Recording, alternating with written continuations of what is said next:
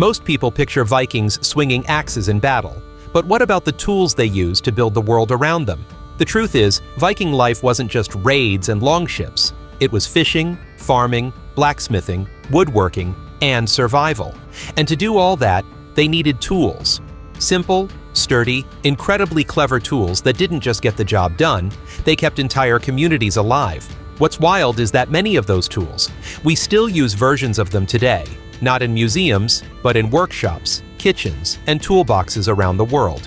So whether you're into off-grid living, traditional skills, or just curious how a 1,000-year-old tool design can still be relevant, stick around.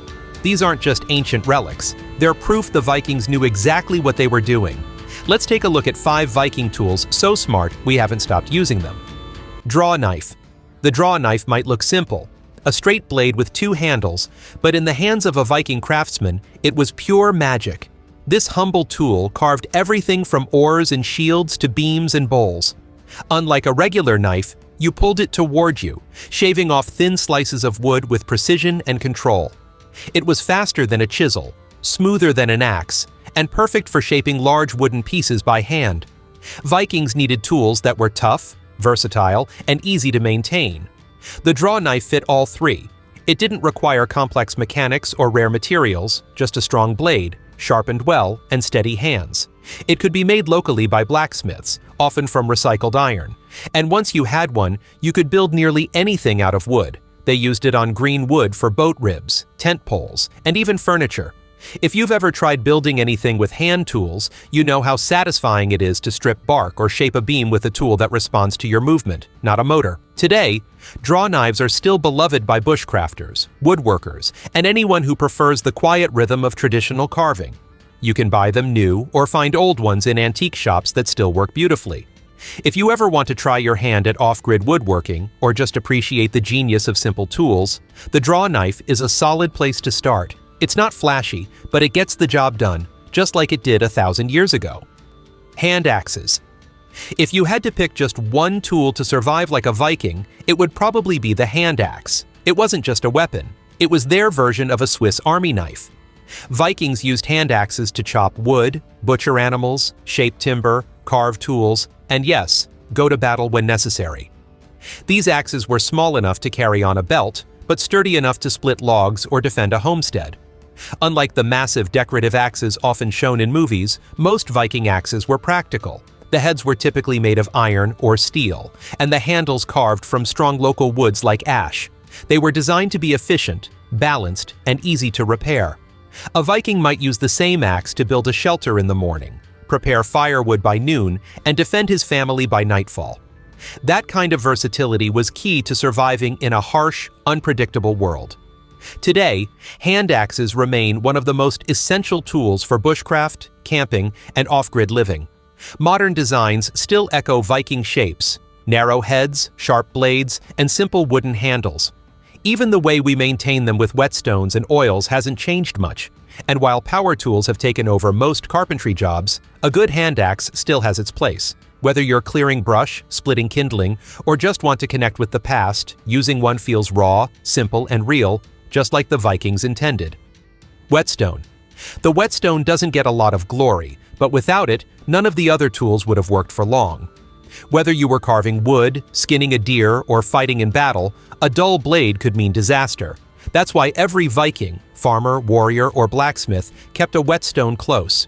Made from fine-grained sandstone or slate, whetstones were often worn around the neck or tucked into a belt pouch. Vikings used them constantly to keep knives, axes, and swords razor sharp. The process was simple. A bit of water or spit, a steady hand, and a rhythmic grind against the stone. No sparks, no noise, just the satisfying whisper of steel meeting stone. Sharpening wasn't just maintenance, it was survival. A dull blade could ruin a pelt, splinter wood, or fail in combat. In a world where every resource mattered, keeping your tools in peak condition wasn't optional, it was instinct. And here's the amazing part. Whetstones are still used the same way today. Sure, you can buy electric sharpeners or diamond-coated gadgets, but many chefs, hunters, and craftsmen still trust a basic whetstone for the perfect edge. No batteries, no breakable parts, just a rock and some skill. If you're serious about self-reliance or traditional skills, learning to use a whetstone is one of the simplest, most rewarding things you can do. It's quiet work, almost meditative, and it connects you directly with the long line of humans who shaped their world one sharp blade at a time. Tongs and Bellows. If you've ever watched a blacksmith at work, hammering red-hot metal into shape, you're seeing a tradition the Vikings helped perfect. But that brutal beauty wasn't possible without two humble heroes of the forge, Tongs and Bellows. Let's start with the bellows. These weren't just for puffing up a small flame. Viking bellows, usually made from wood and leather, were powerful enough to turn a basic hearth into a roaring forge, hot enough to melt iron. One person worked the bellows steadily, feeding the fire with oxygen, while another shaped metal on the anvil. This team effort could produce weapons, nails, hinges, chains, and tools. Basically, everything a Viking settlement needed to thrive. Now the tongs? They were the blacksmith's hands when it was too hot to use real ones. Forged from iron, Viking tongs came in various shapes depending on the job. Flat-nosed ones for holding blades, rounded ones for gripping rods. Without them, shaping heated metal would have been impossible, and deadly. These tools weren't just important, they were foundational.